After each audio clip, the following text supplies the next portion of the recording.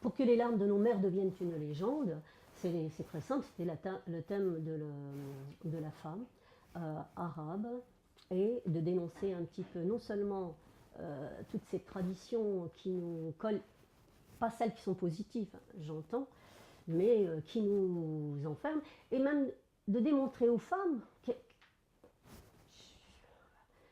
qu'elles étaient également responsables de ça.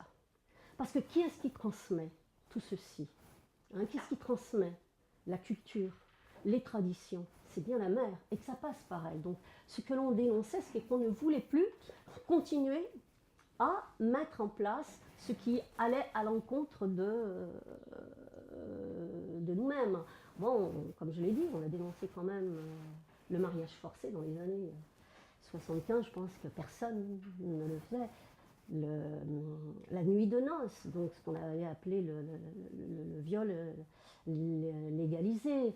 On a fait une deuxième pièce qui s'appelle Famille Benjeloun en France depuis 25 ans.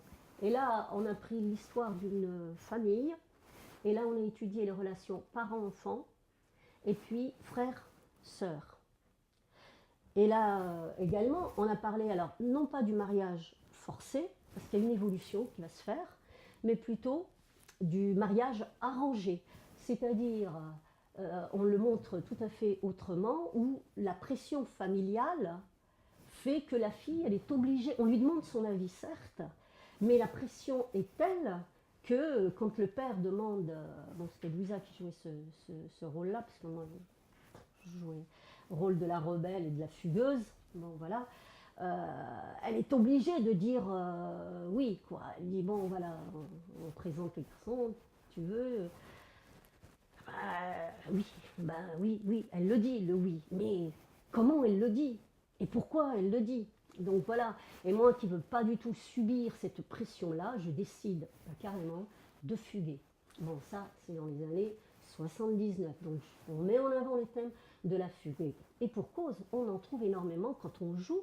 Non seulement on est en relation avec des filles qui ont fugué, hein, mais également des parents qui viennent nous voir parce que leur fille est partie. Si bien que on s'était dit un jour, si on avait de l'argent, eh bien on montrait un centre d'accueil et d'hébergement pour des jeunes filles maghrébines en fugue.